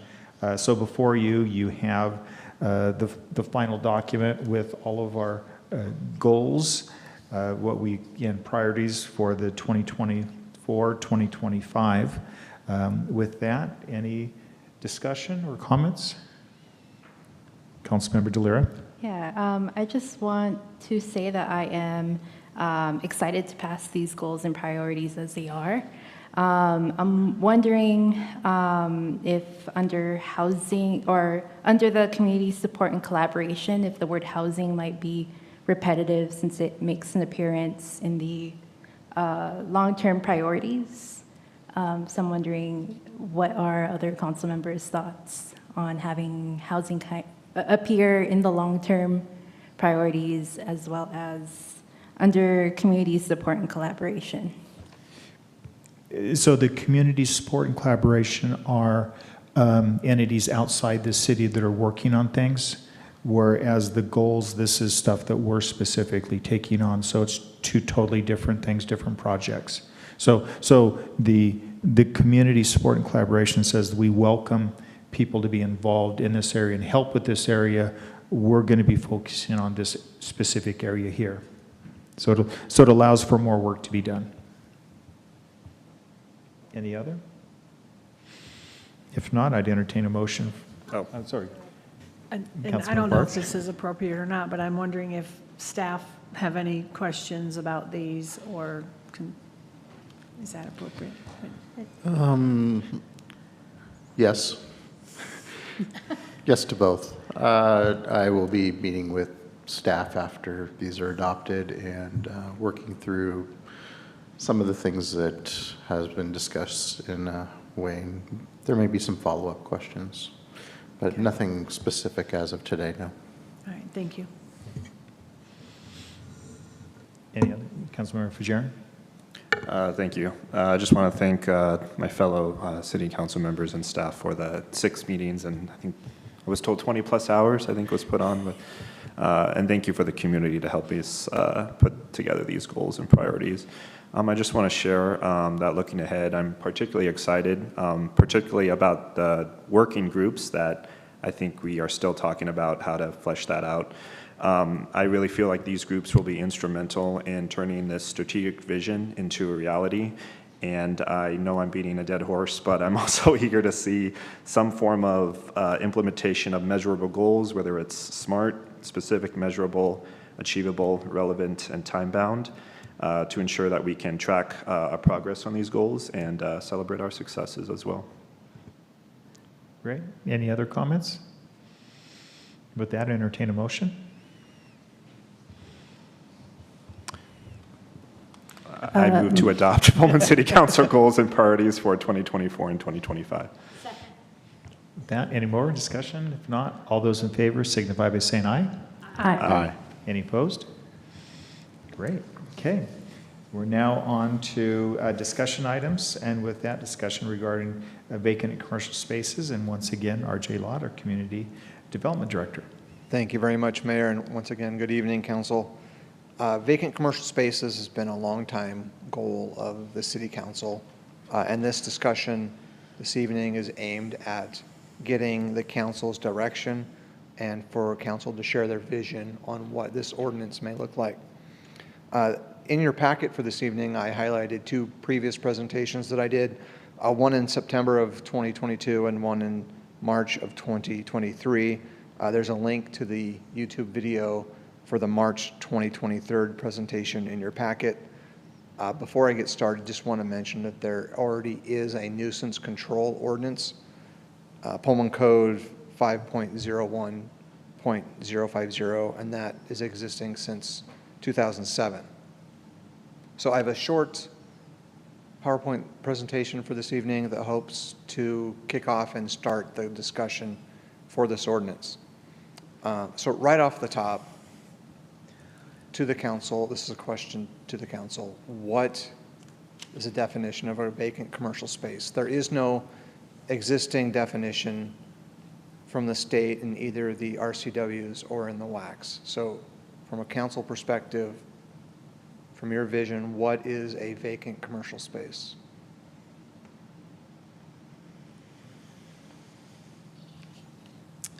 Well, as an insurance professional, there is a difference between vacant and unoccupied.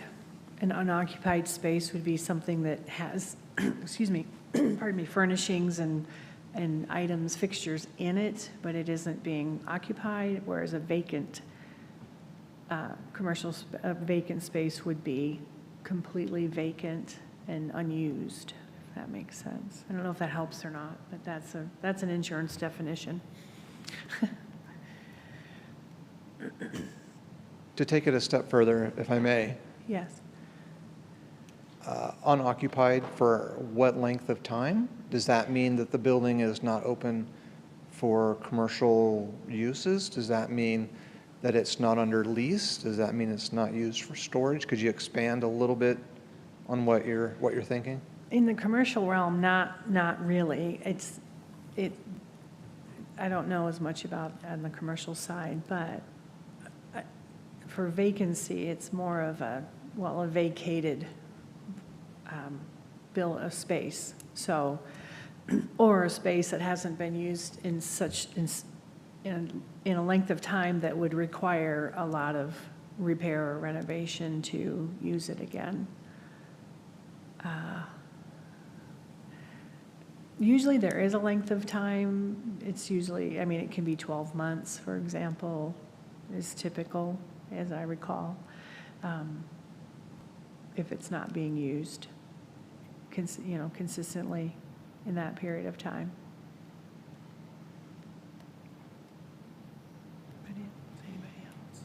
Yeah, to echo Councilmember Parks, I guess a space that has not been occupied, leased, or rented out for more than, I don't know, I'm just throwing a number out there, but for more than 90 days, more than 6 months, something like that. Yeah, I think the minimum would be 6 months, I would think, only because sometimes people do have to vacate due to a life situation where they have to leave or just aren't able to operate in that space. So I'm not sure if, I don't know what that should be, but I would think the minimum would be more like maybe 6 months to allow for. The other thing is, does this work hand in hand with the accountability piece? So and I know I'm probably jumping ahead, but when a space is vacant and people are noticing it, is part of this having an explanation from the owner about that? Or kind of like permitting in reverse. Do they have to submit something to us to tell us why? Or Yeah, those are great questions, and I've got that later in the. Okay. Yes. Okay. So you're correct, jumping ahead a little bit. Just wanted to get a definition so that we're Right. all on the same page. Right.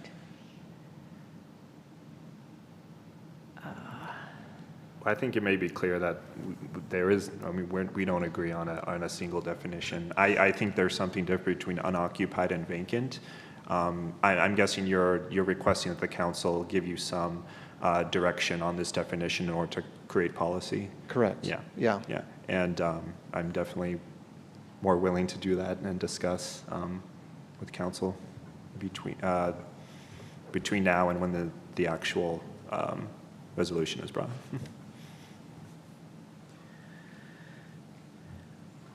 Okay. I don't know if that was. Next on your screen is a map of the C2 Central Business District. That's highlighted in the purple-pink color. The blue rectangles are buildings. The yellow are identified spaces that are vacant as of early May. Just to give the council an idea of how many vacant spaces there are downtown.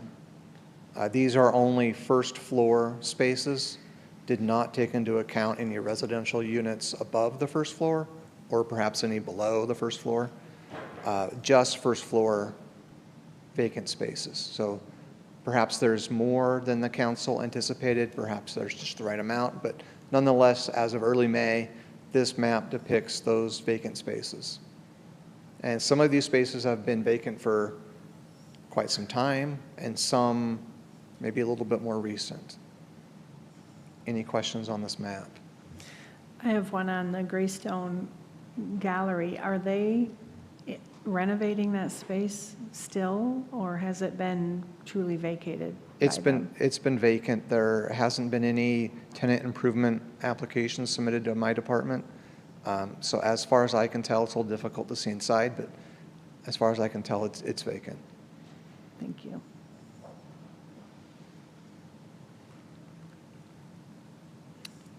Next, I wanted to take the discussion a little bit further. Should these vacant spaces be in all commercial and or industrial zones, or should staff primarily focus in creating this ordinance on just the downtown area?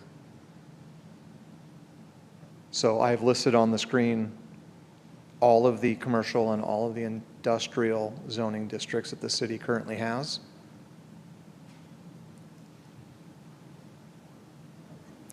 Yeah, I think we should consider all commercial and industrial zones. I can think of at least an empty building or two in the Ward 2 area, so having it expanded out, I think, will be beneficial than just downtown. I would agree with that. I think these are all commercial entities, even though they are zoned differently. But I can think of a few as well that this would apply to outside of the central business district. Staff has not gone through each of these zones to catalog or identify those vacant spaces just in case council council asks. We have not gone through them yet. So that brings up a question. Is this too much to consider given the capacity of your department? Would this be an overwhelming task at this time to include all of them, or? That is another great question. And then staff consideration, capacity, time, expertise. That would be something that may be discussed once I bring the ordinance back. Okay. I wanted to, at least at a minimum this evening, get to a point where in 2 weeks I can come back with a draft. Okay.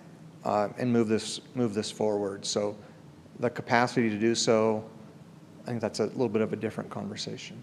All right, thank you. And I would, thank you. Then I'll just add my comment that I agree that the vacant spaces should be considered in all commercial industrial zones. I just have a quick comment.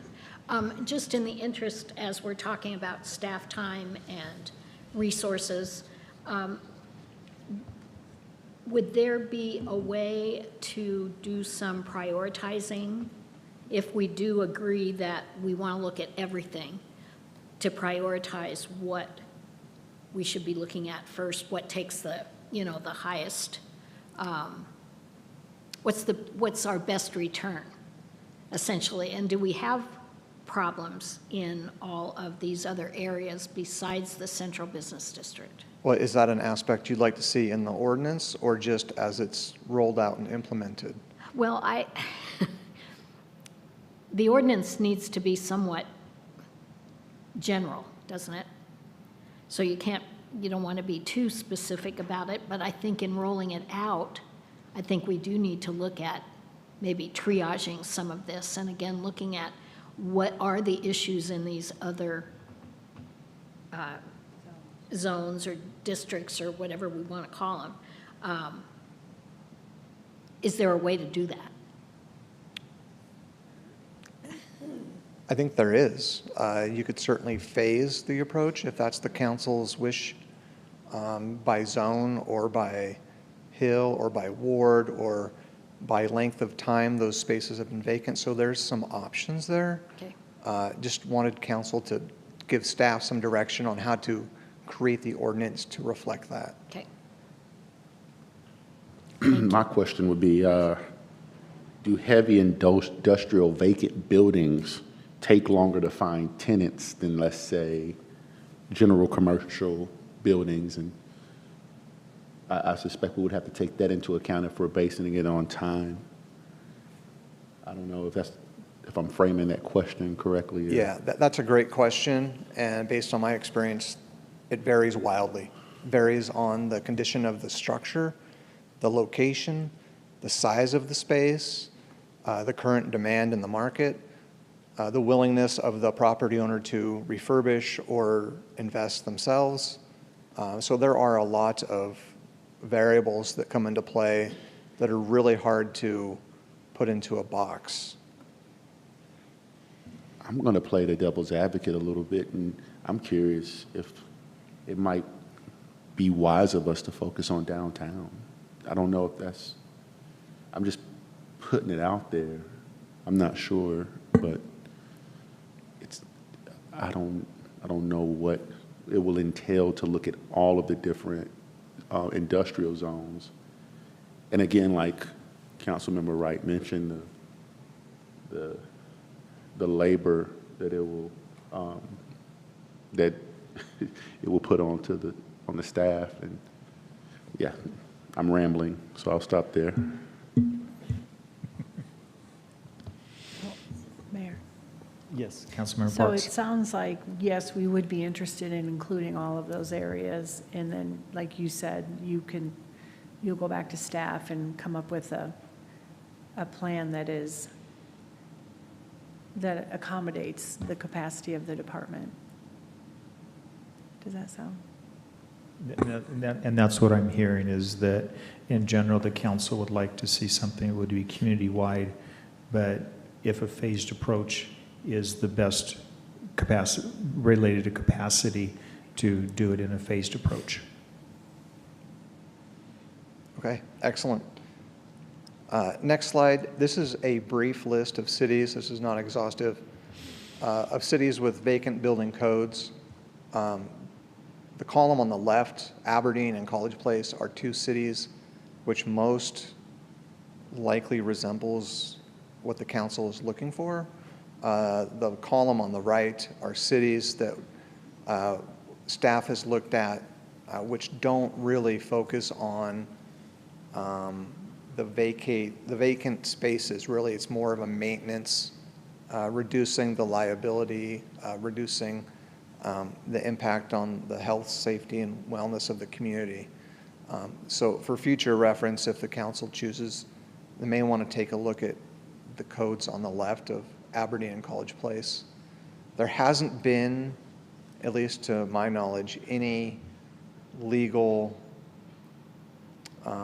decisions on vacant building ordinances. So we're entering a little bit of a unknown when it becomes case law comparables. Getting to Councilmember Parks' comment, staff has definitely heard from the council that we need to hold property owners accountable. So from a council standpoint, can you specify exactly what you'd like that to say in an ordinance?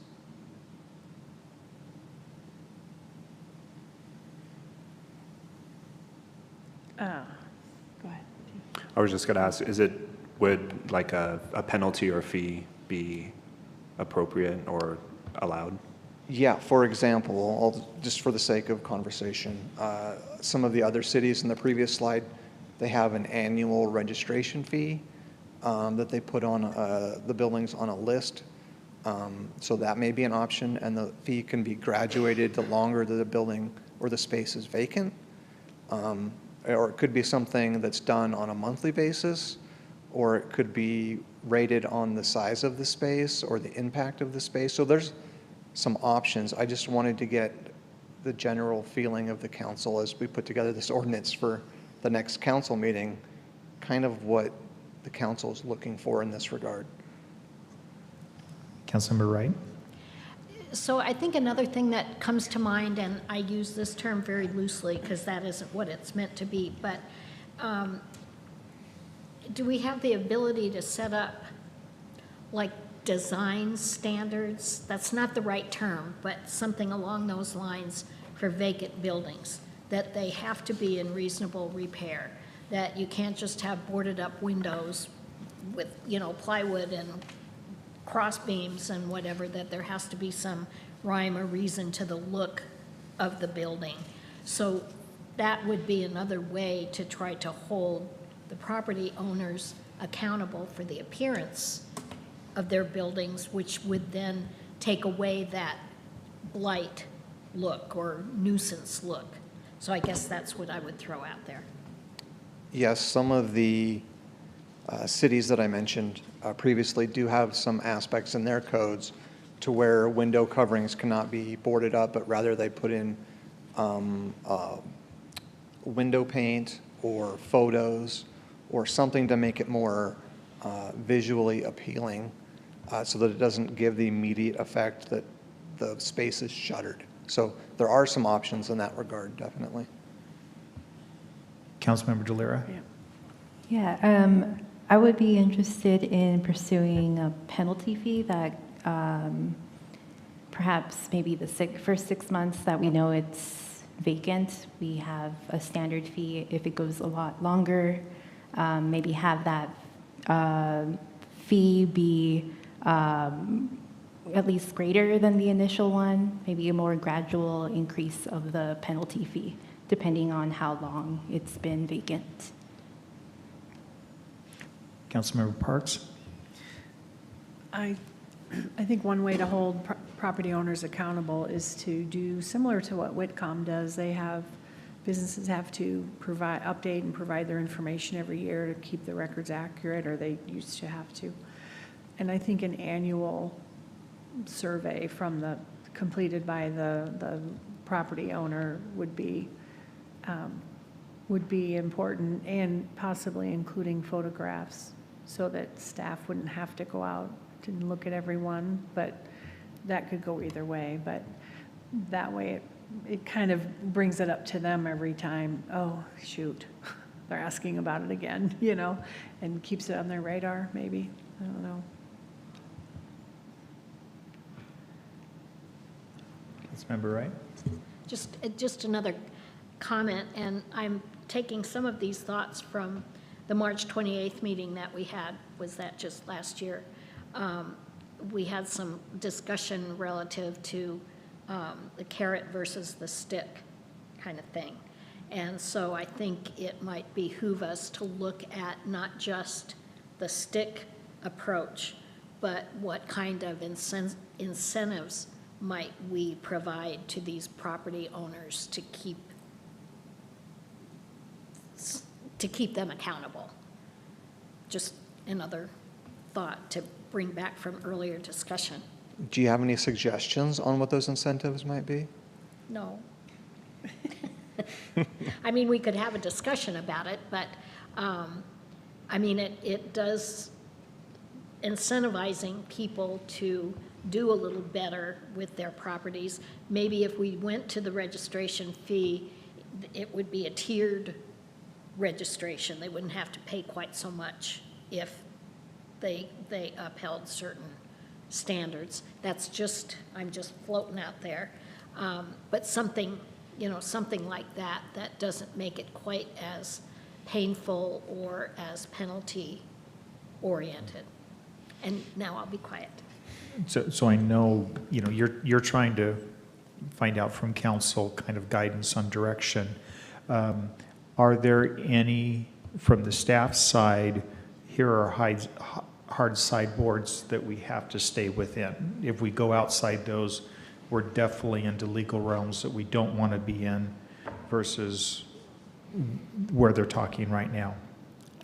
I think in staff's research, that's hard to answer because there's no legal comparisons to judge it against. Because it hasn't been challenged. Correct. So where that threshold is, I couldn't answer with any amount of certainty. And that's why, council, you're hearing these questions that are coming from staff. Mike, did you have anything else? Okay. Councilmember Gaither? declaring some of these buildings just flat out unfit. You know, when some of the buildings are crumbling, the roof, the foundation, the exterior walls, are, lack of weather protection, lack of paint, rot. I don't know what to say, but I mean, something along the lines of just a building being flat out unfit. Unfit. Can we use that? Can we work with that? There are some life and safety aspects that are already in our nuisance code. For instance, if there are illegal activities tied to a vacant space, whether there's trespassing, whether there's imminent danger, those are already addressed in our nuisance code. Are you thinking something a little bit further than that? I think so. Yeah. I'm hesitant to say it, but.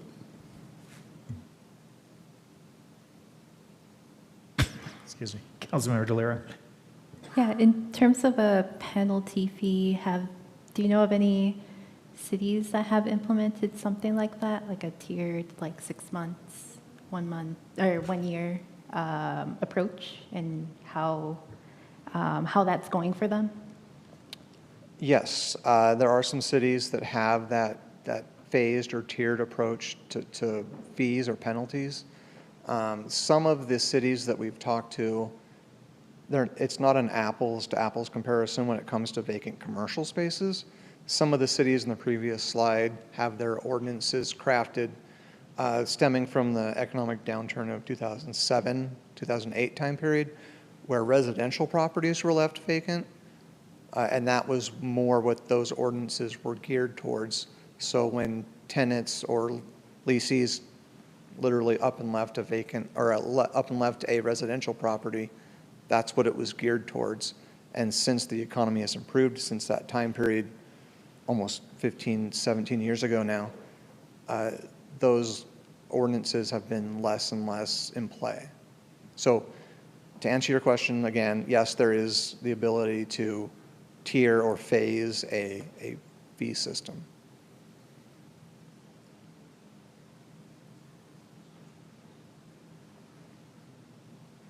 Shall I move to the next slide? Yes, go on the next slide. Okay.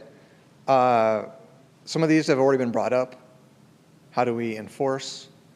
Do we require these building owners to do self-reporting on an annual, semi-annual basis? Is there a registration that staff keeps? Any further thoughts on any of these from the council as I craft the ordinance for next council meeting?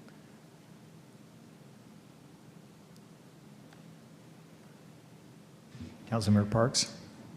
I would think it would be important to have an inventory, and I'm thinking of fire, specifically fire and ambulance. You know, if they had to get into a building, it would be helpful for them to know what condition it is in right now, and it also gives us a baseline to start with. So some buildings are more derelict, and I like that word, than others.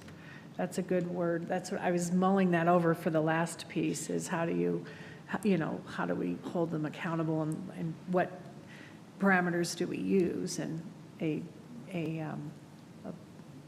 one that's been allowed to fall apart is derelict. Look at all the school buildings in Flint, Michigan, and you'll know exactly what I'm talking about. They've all been abandoned. I think again, going back to that annual, where they have to report to us what's happening with the building. Is anything happening?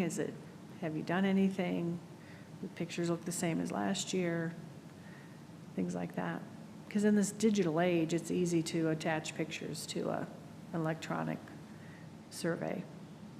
But wouldn't we want to start with registration? I mean, that would be the first self-identification, not even self, but then that goes back to the inventory of what do we think. what do we think the numbers are that are out there, and then go into a registration activity. And then that drives the self-reporting and the enforcement on a recurring basis. But I think, at least in my mind, talking process, I think we start with registration. Okay.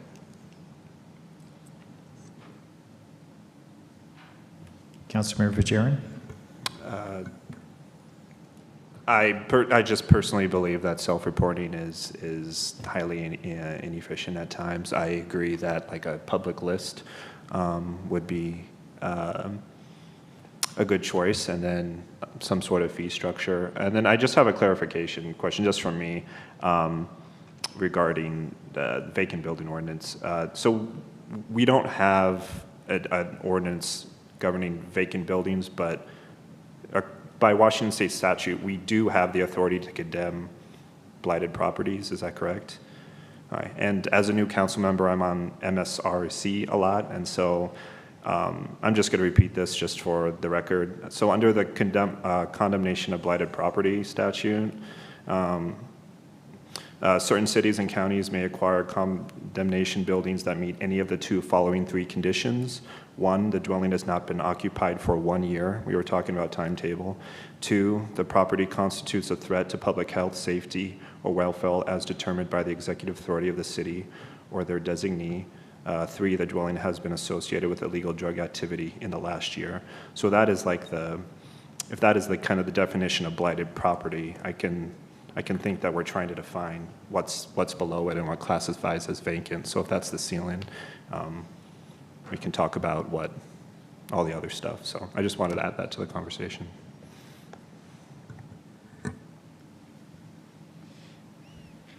Any other comments? Okay, next steps. As I mentioned, I can bring a draft code section for further discussion as soon as the next council meeting.